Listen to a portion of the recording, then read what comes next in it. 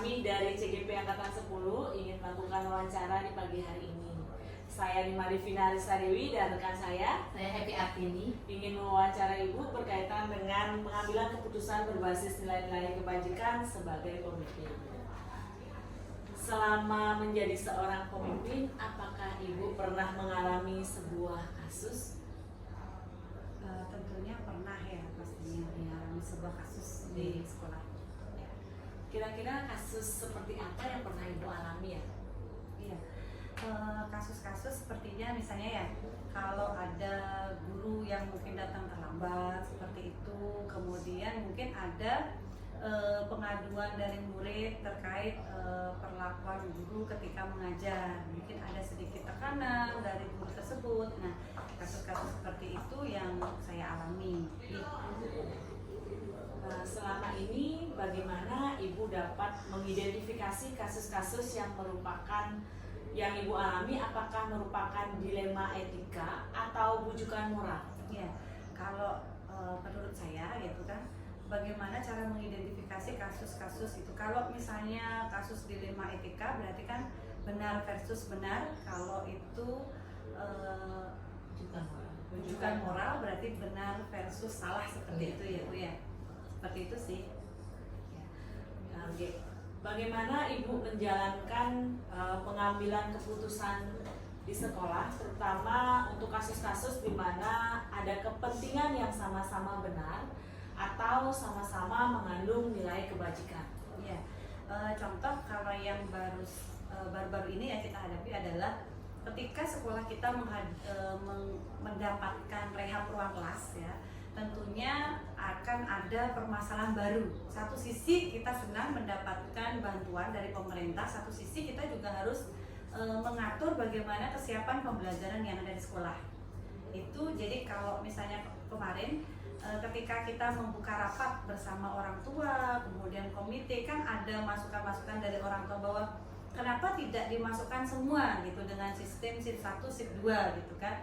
Kemudian kita pihak sekolah mengambil kebijakan bahwa sebaiknya dilakukan pembelajaran secara blended learning, karena satu sisi kita sudah pernah mengalami pada saat masa COVID tatap muka terbatas ya, kita sudah pernah melaksanakan pembelajaran itu dan saya rasa sekolah siap, kemudian guru-guru juga siap melaksanakan pembelajaran itu. Jadi kalau dengan situasi yang saat ini rasanya cocok diterapkan.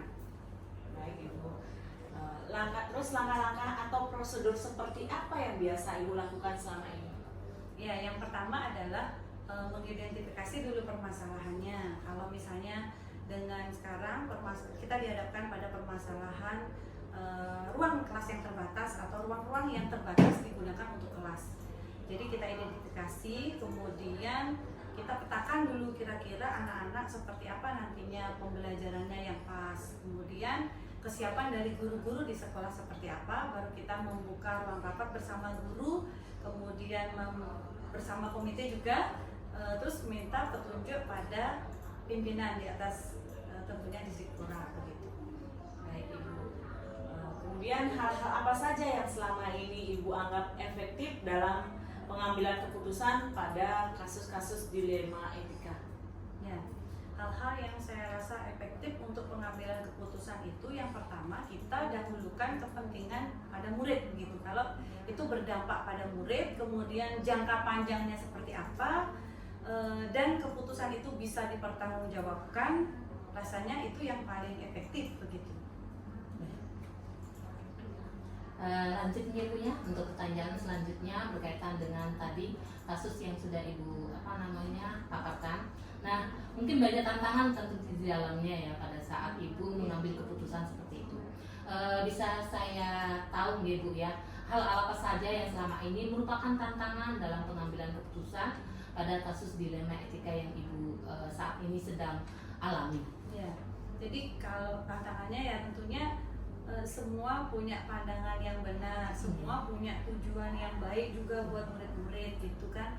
Kalau misalnya para orang tua tentunya tidak ingin anak-anak pembelajarannya tertinggal, kan benar itu Bu. Kemudian guru-guru yang ada di sini juga ingin pembelajaran anak-anak tetap berjalan, namun anak-anak tetap selamat seperti itu.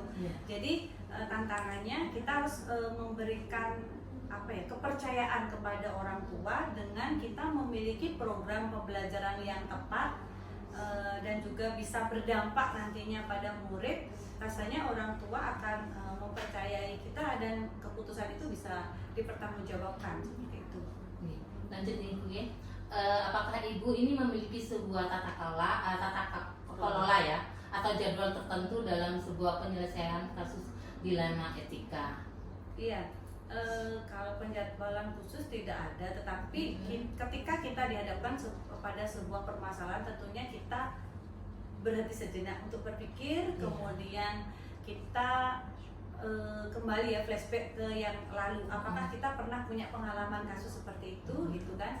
Kemudian kita identifikasi permasalahannya ini seperti ini, gimana ya kira-kira kita menangani. Setelah itu kita mungkin bisa buka ruang diskusi ya dengan guru-guru gitu. Kita minta pandangannya. Mungkin kan ada banyak guru yang sudah senior, punya pengalaman, mungkin dulunya seperti apa.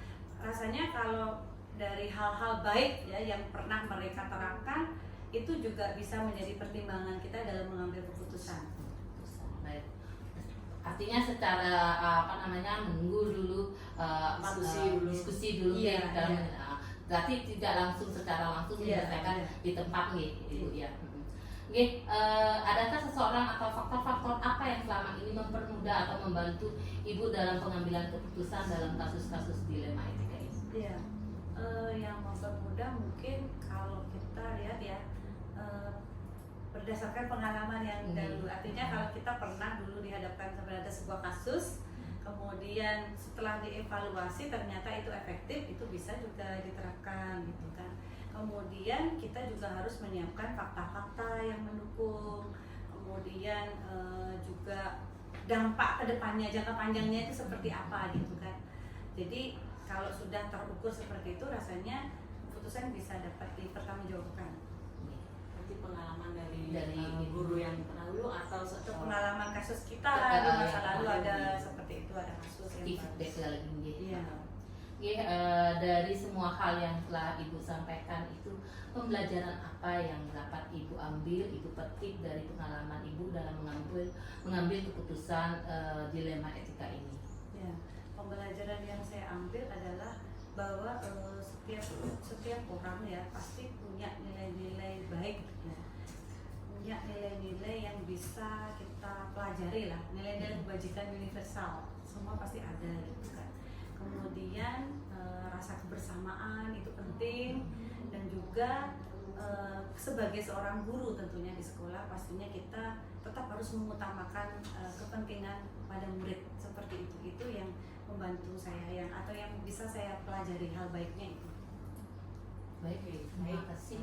Terima kasih Bu dari paparan yang sudah disampaikan tadi berkaitan dengan bagaimana cara mengambil keputusan pada sebuah kasus dilema etika yang sempat Ibu alami, kemudian bagaimana cara mengambil keputusan baik dengan berdiskusi yang tujuannya semuanya adalah berdampak pada siswa.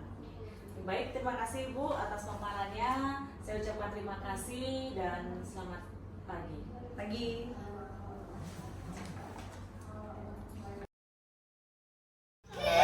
pagi Bu Surya, mohon maaf Luki mengganggu.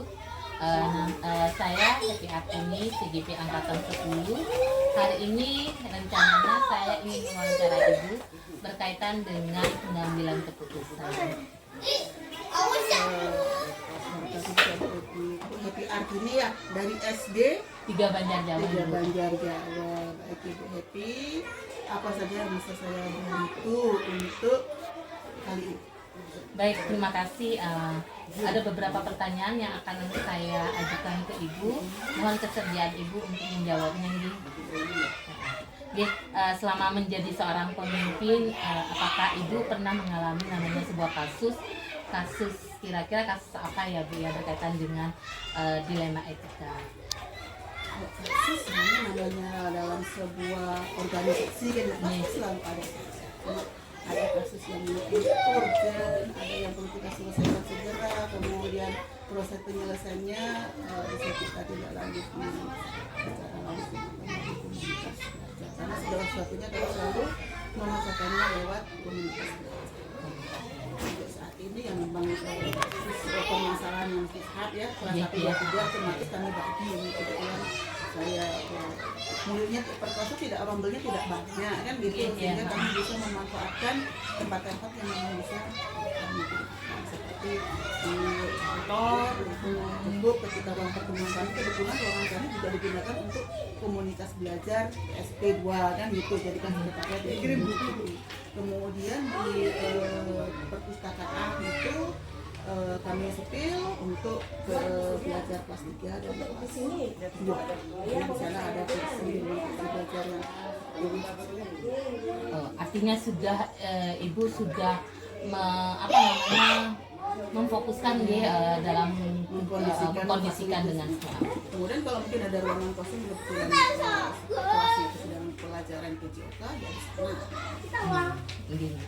Oke, selama ini bagaimana ibu menjalankan pengambilan keputusan di sekolah ibu, terutama kasus yang tadi ya, dengan dua kepentingan yang sama-sama benar atau sama-sama yang mengandung nilai kebajikan. Jadi untuk hal yang segala sesuatu selalu kami bicarakan bersama. Saya tidak mengambil keputusan sendiri. Kami selesaikan, kami minta masukan. Mungkin ide saya begini, kemudian saya minta masukan dari teman-teman yang lain ketika kita refleksi atau diskusi di komunitas belajar. Kemudian kami sepakati bagaimana pendapat. Oke. Selain itu ada langkah-langkah atau prosedur apa ibu dalam pengambilan keputusan? Kita tetap evaluasi setelah itu. Ketika sudah berjalan kita evaluasi apakah berjalan dengan lancar atau enggak. Kalau mungkin berjalan tidak baik, otomatis kita pikirkan kembali. Tapi sementara ini ketika sudah dikontrol ambil seminggu Aman-aman saja, tidak ada permasalahan ibu ya. Saya lanjutkan untuk pertanyaan berikutnya ibu. Hal-hal apa saja yang selama ini ibu anggap efektif dalam pengambilan keputusan pada kasus-kasus dilema etika tersebut? di setiap permasalahan, di setiap kendala kami selalu menyelesaikannya melalui komunitas belajar. Karena komunitas belajar ini ajang yang paling tepat kita para gurunya, termasuk operatornya di sana ya. Jadi satu melakukan refleksi, kita diskusikan segala macam permasalahan, tadi itu permasalahan di kelas, permasalahan secara umum. Jadi sana. Apa ada tantangan Bu dalam pengambilan keputusan itu, apalagi bersama-sama dalam komunitas belajar Ibu pada kasus-kasus yang selama ini yang sekarang ini sedang Ibu hadapi, apalagi berkaitan dengan pembangunan lift. Apa saja yang merupakan tantangannya Ibu? Saat ini karena kebetulan di sini ya, kebetulan di sini ketika kami merupakan sekolah penggerak yang biasa kami ajak susah, yang kami ajak gercep itu, jadi rasanya setiap tahun itu selalu selesai Dengan baik, tidak ada permasalahan. nggak ada permasalahan, karena kami selalu ya begitu, apapun ayo kita selesaikan segera dan kolaborasi itu. Oke, luar biasa ya Bu ya. Oke, apakah Ibu memiliki sebuah tata kelola ya atau jadwal tertentu dalam sebuah penyelesaian kasus dilema etika ini? Saya punya waktu setiap hari Senin untuk fokusnya di komunitas belajar setiap hari Senin ya, ketika anak-anak sudah pulang. Tetapi ketika ada sesuatu yang urgent, kembali lagi kita bertemu untuk refleksi. Artinya ada sesuatu yang memang perlu penyelesaiannya sehari itu langsung itu Ya, selesaikan. kalau memang ada sesuatu yang urgent, kita nggak menunggu jadwalnya, kita selesaikan. Artinya bentuk atau prosedur seperti yang tadi Ibu sudah ungkapkan, berarti semua ada diskusinya di dalam komunitas belajar itu. Jadi kita selalu refleksi awal, kita selalu dalam pertemuan refleksi awal, kemudian kita rencanakan, kita refleksi semuanya, masing-masing mengeluarkan ide, mengeluarkan apa yang menjadi kendalanya dia. Kemudian kita rancang, kita tarik kesimpulan, kita rancang apa, kemudian kita implementasikan. Setelah kita jalan, ya kita evaluasi apa yang sudah jalan. Adakah seseorang atau faktor-faktor apa yang selama ini mempermudah Ibu atau membantu Ibu dalam pengambilan keputusan berkaitan dengan kasus dilema etika ini? Ketika begitu, kembali lagi seorang pemimpin harus berpegang kembali. Iya, betul. Karena apa? Kita tidak bisa menyamakan masing-masing guru, masing-masing praktik secepat itu. Tapi dalam sebuah sekolah, pimpinan harus satu langkah lebih awal dari kita. Kalau guru lama, ya ayo kita yang bergerak. Kalau mungkin guru nggak punya ide, ya ayo kepala sekolah yang harus punya ide, kita lempar, dia punya menerus. Kalau saya begitu. Dan selama ini jalan begitu, karena kan meski kembali lagi kemampuan masing-masing kita yang harus kita ajak, kita berikan contoh. Semua manusia kalau tidak kita berikan, pastilah dia. Dari semua hal yang telah Ibu sampaikan, pembelajaran apa yang dapat Ibu petik dari pengalaman Ibu untuk pengambilan keputusan ini? Setiap individu harus memiliki sifat pola pikir bertumbuh, harus berkembang, harus maju. Apalagi sekarang guru itu punya kesempatan. Kalau guru nggak punya ide, kalau guru nggak bisa jadi leader, kita harus bisa jadi. Baik, luar biasa Ibu, terima kasih banyak ini untuk hari ini ya, wawancaranya, diskusi kita hari ini. Banyak hal yang bisa saya ambil dari diskusi kita atau wawancara ini.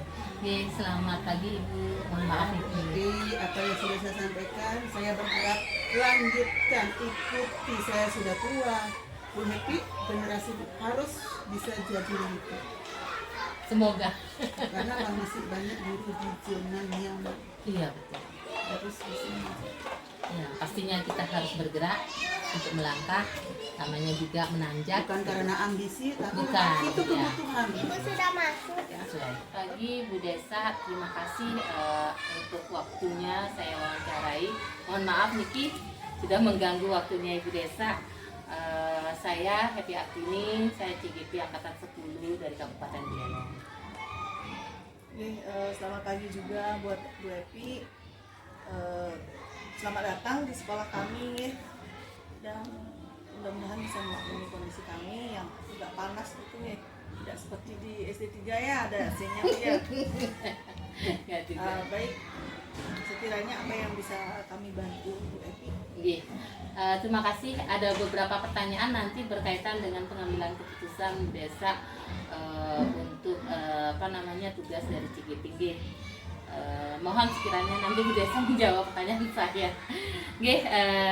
Ini selama menjadi seorang pemimpin, apakah Ibu pernah mengalami namanya sebuah kasus di mana Ibu kasus ini berkaitan dengan dilema etika? Selama kepemimpinan saya di sini pastinya banyak kasus-kasus yang kita temukan. Dan barangkali mungkin diantaranya itu adalah sebuah rujukan moral ataupun dilema etika. Cuman kami akan memilah dulu yang mana sekiranya merupakan kasus yang memang urgent dan memang harus kita tanggapi bersama. Kemudian kasus-kasus mana yang memang itu adalah kasus yang sekiranya sama penting barangkali, ataupun kasus yang memang tidak perlu kita tanggapi, artinya barangkali mungkin kasus itu bisa saja merugikan kita kan gitu ya, kalau kita carikan solusi. Jadi kita harus memilah dulu mana kasus yang lebih diutamakan untuk mendapatkan solusi.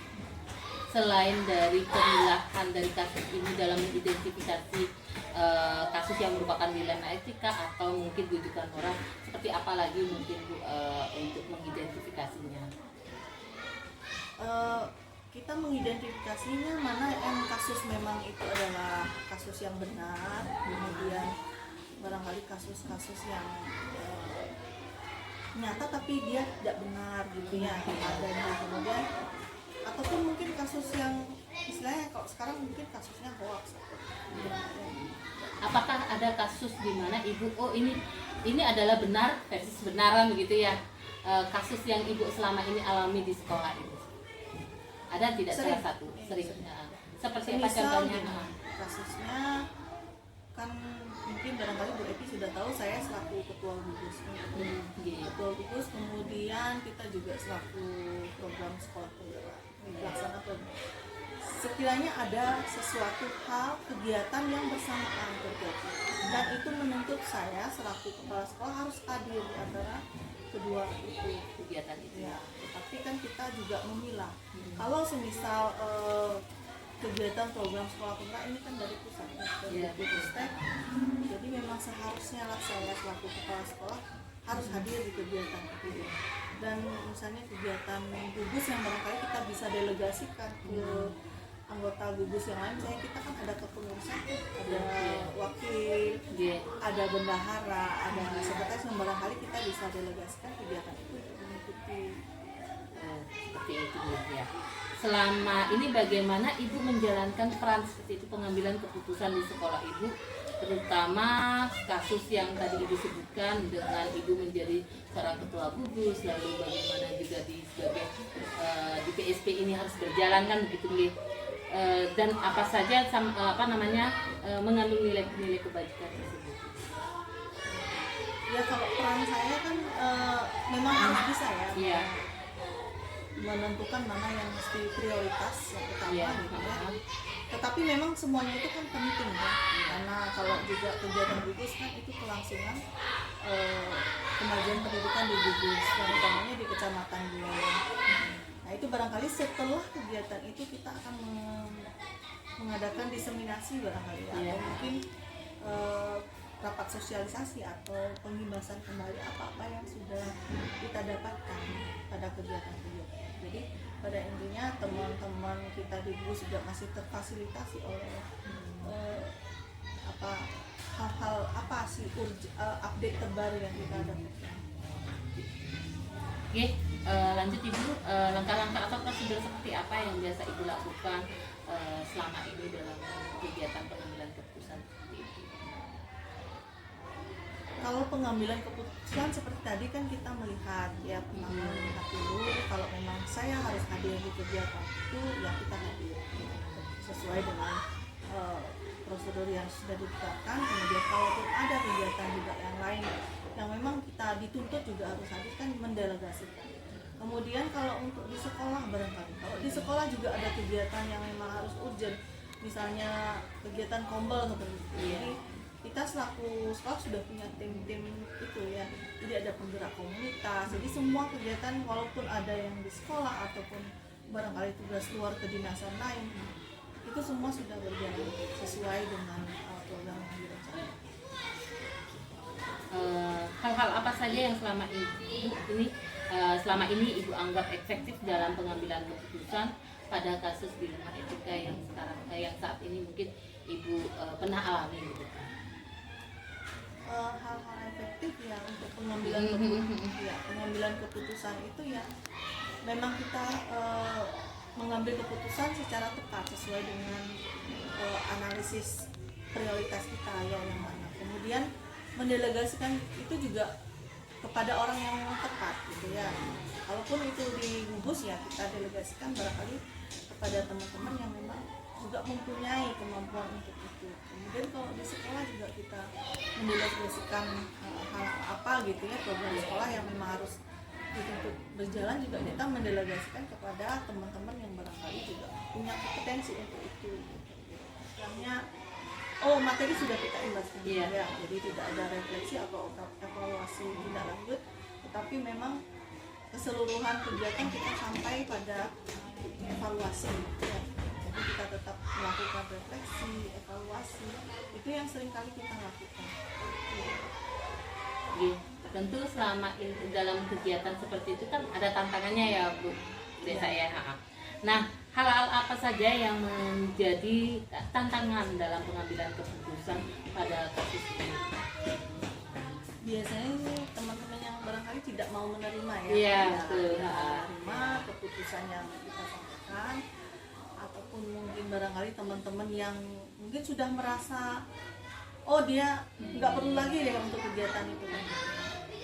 Tapi kita tetap adakan pendekatan karena kita sekarang ini sistemnya kolaborasi ya gitu ya. Kolaborasi jadi semua bergerak gitu.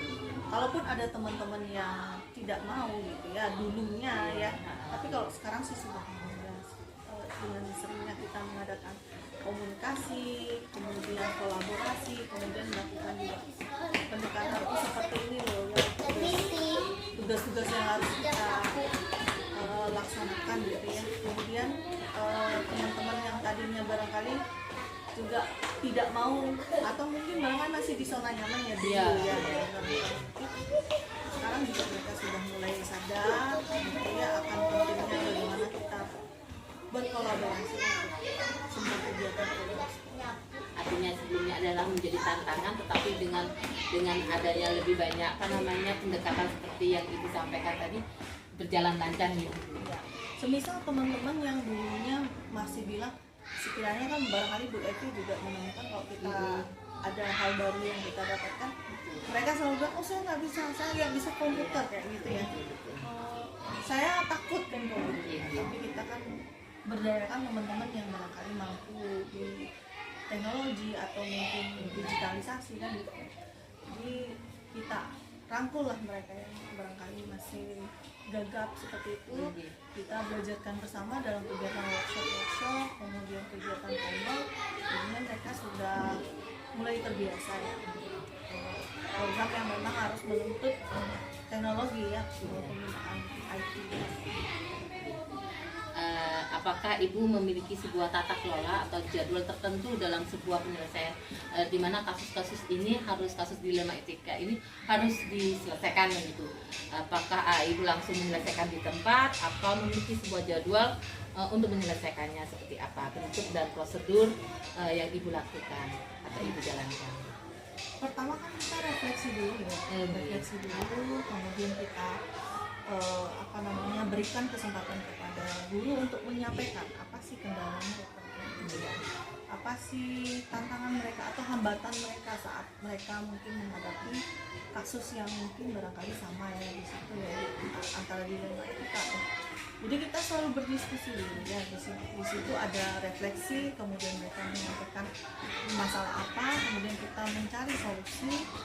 Kemudian kita adakan misalnya kalau memang mereka masalahnya di sini kita lakukan pendampingan, kemudian kalau mereka sudah mengimplementasikan kita adakan evaluasi bersama, kemudian tindak lanjut.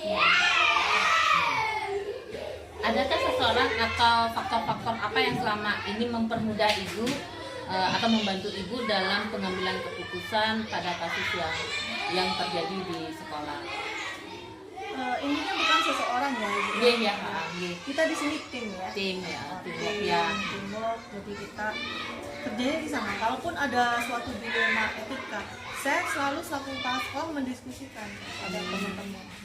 Hal baik apa yang perlu kita laksanakan, yang mana perlu? Ya, di antara dua itu barangkali memang dua-duanya penting atau mungkin hanya salah satu saja yang benar kasusnya. Jadi kita tetap kolaborasi di situ. Kalaupun memang menuntut harus saya harus ada di tempat A gitu ya. Yang ini masih bisa kita teman-teman yang memang kompetensinya di bidang itu, ya kita juga laksanakan. Jadi semua kita berdasarkan hasil keputusan bersama. Saya tidak jalan sendiri. Jadi nanti kalau saya jalan sendiri dibilang badan satu. Itu betul ya. Dari semua hal yang sudah Ibu sampaikan, ini pembelajaran apa sih yang Ibu dapatkan atau Ibu petik dari pengalaman Ibu selama mengambil keputusan ini? Yang paling hikmah yang paling saya benar-benar dapatkan ya selama saya melaksanakan program sekolah pendidikan. Jadi kita selalu didampingi oleh Kemdikbudristek, oleh fasilitator, oleh kolaborasi dengan teman-teman BSP yang lain gitu ya. Jadi kita selalu diajak untuk berbagi praktik baik, kemudian selalu diajak untuk berkolaborasi, selalu didampingi untuk semua kegiatan-kegiatan. Nah itu yang menjadi pengalaman terbaik saya gitu ya. Jikapun saya juga kita gitu ya di sekolah ini ada masalah yang tidak bisa kita selesaikan, kemudian saat lokakarya kita sampaikan di sana, kita bertemu dengan teman-teman juga dari sekolah yang lain.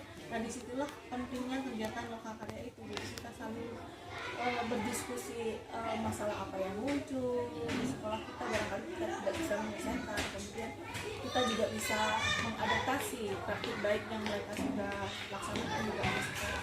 Berarti saling melengkapi ya Ibu. Gitu. Selain juga kita kan ada guru penggerak ya Ibu. Iya gitu. Kita berdayakan juga teman-teman guru penggerak yang memang juga sudah mendapatkan ilmu mengenai bagaimana manajerial mereka gitu ya. Itu juga kita lakukan di Ombel. Kebetulan kita kan punya Ombel di Barisan itu. Dan juga Ombel antar sekolah, kemarin mungkin kita tahu ya, kolaborasi PSP Kabupaten Buleleng itu. Nah, jadi kita selalu sering-sering